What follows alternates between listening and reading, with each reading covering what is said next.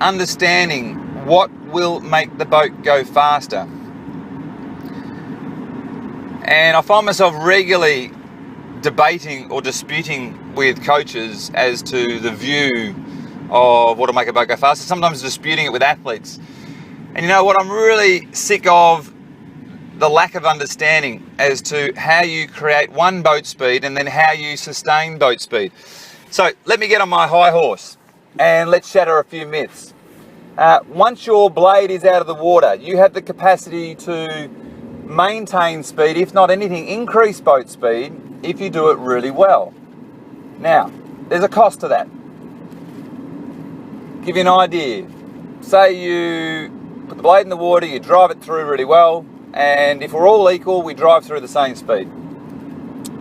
We produce the same amount of force, we move the boat the same distance, we exit the blade out of the water, we're all as good as each other taking the blade out of the release, out of the finish.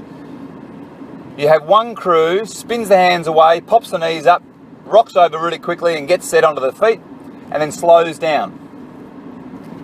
You have another crew that allows their hands to sort of flow around the back appropriately, I suppose, without forcing the hands away. Stretch off the back, soft knee break, and then once they've broken the knees, they gradually allow the wheels on the seat to gradually increase rolling speed into the front.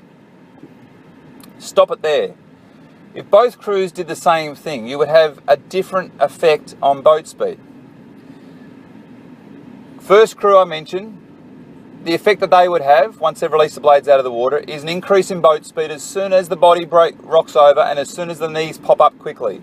You'd have an increase in boat speed right there. Not as high of an increase in speed as the drive, but still pretty substantial.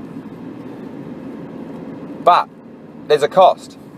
You increase boat speed there, you now have the weight on your feet, you now have the body set over, you now have the stern of the boat sitting down in the water, and you are now slowing down while you are contributing to the boat speed stopping. And then you're expected to put the blade in the water, again, equal applying force as all other crews, and get it going again. I believe that's the stupid way to do it in rowing. Can be done though. Crew 2, who's also exited the water, a little bit more tempered with the hand speed away, a little bit more careful with the body going over, certainly much softer knee break. As a result, potentially looks lazy, looks to be taking their time. Boat speed doesn't spike once they break their knees. Boat speed maintains. The boat is also been sitting in an optimal plane for longer. And then as they increase the roll into the front, they don't rush the slide, but they do subtly increase the roll into the front. By the time they get to the front, they've got less weight on their feet, less stern down, less wetted surface area. They have a greater increase of speed right before the catch.